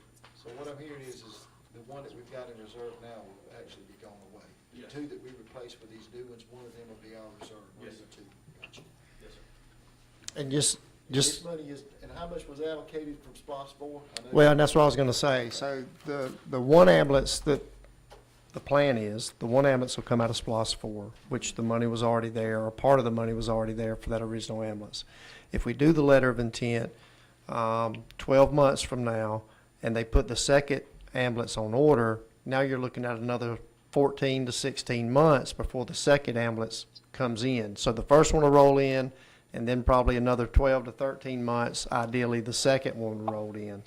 So, I mean, that's 2 years down the road, so what we're thinking about is SPOS 5 money would actually cover that second ambulance. And when we put the promissory note, does that mean we gotta pay the full amount after the 12 month, we've got 12 months period once we put the promissory note in? That means the county's gotta come up and pay for the second one already before they build it? How does that work? No, we don't pay for it until we take possession of it. Just, we gotta give them a PO, basically, Yeah, is, so yeah. we go from a letter of intent to a PO. I'm good. Yeah, they don't take payment until I take possession. I understand. Okay, I'm not sure how to make this motion.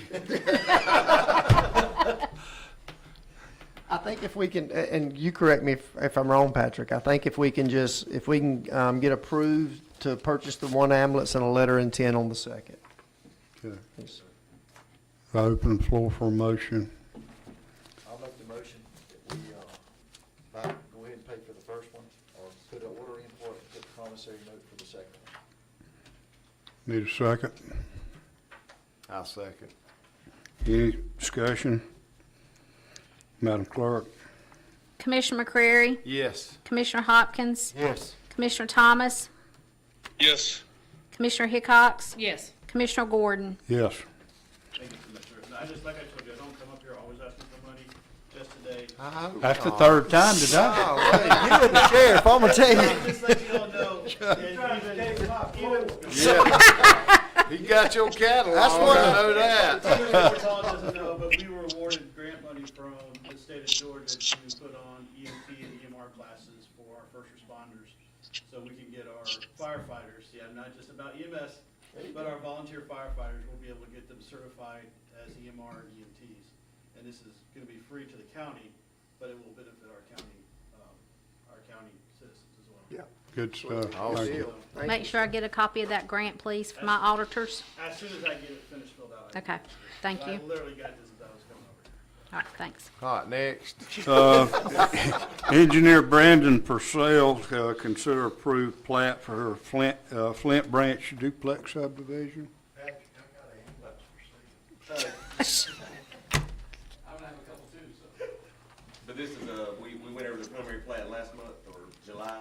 This is the same as the last month. I don't think I technically had to come before you on it, because there's no new roads to the county itself. But it was already on the agenda, so we left it in place, but, just approved the final plat on it. I'll make a motion, we accept the final plat on Flint Branch duplex subdivision. Need a second? I'll second it. Have a motion and a second. Any discussion? Madam Clerk? Commissioner Hopkins, Yes. Commissioner Thomas, Yes.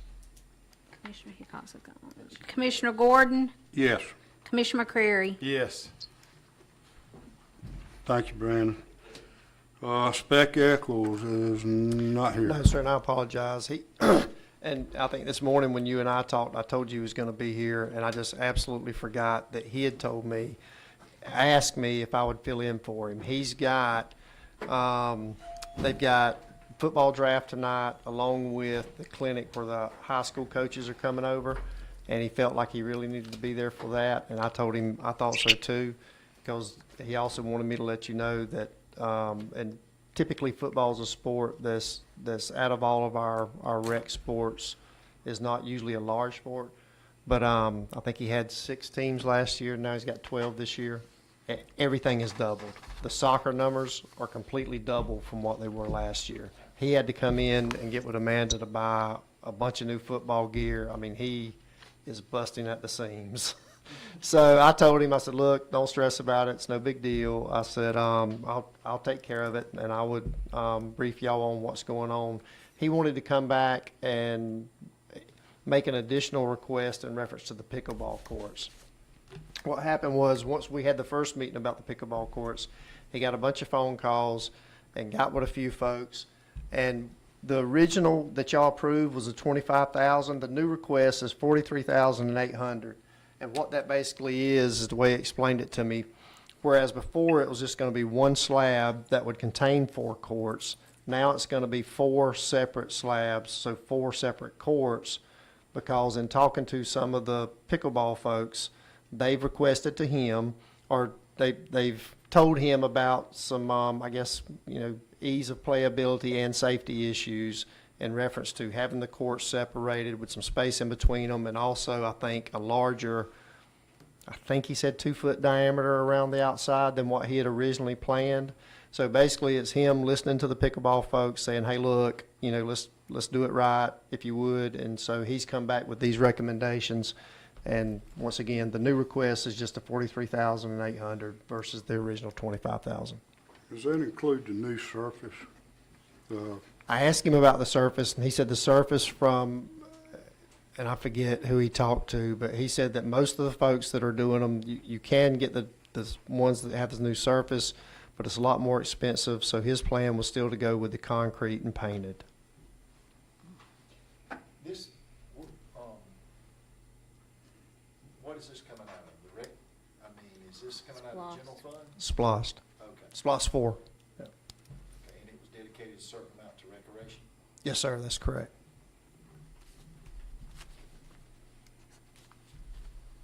So the only difference that I see then is separating the slabs.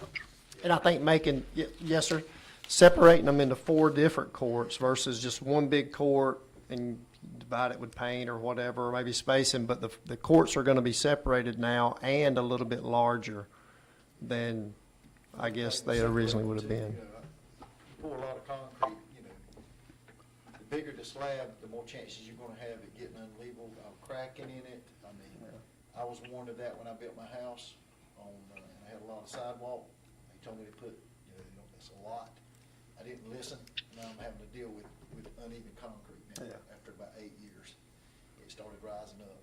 So, I don't understand the cost difference there, really. I mean, it's the same amount of concrete, isn't it? Twice the foreman, 4 times. and they probably got Yeah, twice. footers to hold them in place. And let me say this now, he literally, when I'm on the phone with him, I could hear a pile of stuff going on in the background. So he was just trying to give me the brief over the phone of what to tell y'all. And he said that was the major difference, was dividing the courts up. They were going to be bigger. I guess the overall size, each court's going to be a 64 by 40, whereas I guess when he had them all 4 together, they wouldn't have measured however the length and width was for them all at one. So now with them separated, each one will be 64 by 40 and 4 inches thick is what he told me. So I think it is going to be more concrete for sure. And then of course you got to have separate forming and everything else. So, But to allude to what Mike's saying, that's $18,000. That's almost 40% more as far as the cost. So I'm thinking, I don't know what I'm thinking. well, I mean, we can, if you want to wait till September, Oh, I mean, it's only a few weeks away, and we can have him come in, and I apologize for not having, The surface that goes on the top of it, are we gonna get prices for that? And can that be done after this is done? Can it be applied later, or, I mean, I don't know anything about it, but I know what we were talking about was the covering is softer than hitting concrete. right. And and I've heard them say that this is older people, that are gonna be using this, so that's what my question is. Are we gonna be able to apply that later, or does that have to be approved at the same time if they're Yeah. gonna separate the courts? I don't know the answer to that, but why don't we do this? If y'all are interested in that court having a covering, because his plan at this point in time is just to have the concrete finish with a painted finish. So why don't we get some prices on the covering? You want to do that and look at, just at least have that option, and then at the same time, he can come back in September. And it's not a explain. shelter covering, it's a floor covering. Yeah. It's like those that they put in gyms, I guess, Yeah. so that they have that. Well, cushion. it's more, it protects you from sliding and injuring yourself versus painting. I don't know a lot about it. I've got a constituent that plays pickleball, and I've never played a game. I don't know anything about it, but I personally, I would like to see this table till spec comes and we can discuss a little more detail. And in the meantime, I'll get him to reach out to and get some pricings on the different types of Yeah, flooring, basically. okay. I really, from a safety aspect, painted concrete, unless you rub it up, you're talking, you'll slip and slide, Yeah. especially And if if it you rains. fall on it and it's broom finished, Yeah, and if you fall on it, it's broom finish, you might as well be sliding down Cherry Street. Yeah, it's like sandpaper. It's like sandpaper. So to me personally, from a safety aspect, being that we're doing this, I'm very, very interested in the covering. did you? It's a make little bit that more, on then the I'd rather for it to be a little bit more than somebody get hurt. So that's my opinion. Okay. So that was in the form of a motion. Do I have a second? Okay. Any discussion? Madam Clerk? Commissioner Thomas, Yes. Commissioner Hickox, Yes. Commissioner Gordon, Yes. Commissioner McCreary, Yes. Commissioner Hopkins. Yes. Consider approved 25 budget. We have tabled that until September meeting. Appointments, we have Tax Assessor Board, District 5. I make a motion that we reappoint Bill Parker. I'll second it. Okay. We have a motion and a second. Is there any discussion? Madam Clerk? Commissioner Hickox, Yes. Commissioner Gordon, Yes. Commissioner McCreary, Yes. Commissioner Hopkins, Yes. Commissioner Thomas. Yes. Items with the administrator. Alan Bolske come by and saw me today, and we had a good meeting on a couple of topics. One, the Wayne Works that just rolled out, but one of the big ones he wanted to pass on to us is this is affordable energy for everyone that Georgia Power's doing. There's basically 4 criteria. One is be 65 years of age or older with adjusted income size, of course. If you receive Social Security, disability insurance, receive supplemental security income, or participate in any of the federal housing voucher programs like Section 8, you can be eligible for a reduced power bill. So it's up to $33.50 a month that they will take off your power bill. So we've got a QR code on here, but if you're going out, and this is for everybody here. Now, you may not be eligible for it, but you may have a family member or a friend who is eligible for it. So Georgia Power is really rolling this program out, and they want a lot of folks to take advantage of it. So we've got that same flyer is on the inside of the window when you walk out the door here of our receptionist area. And you can just do the QR code and sign up on your phone.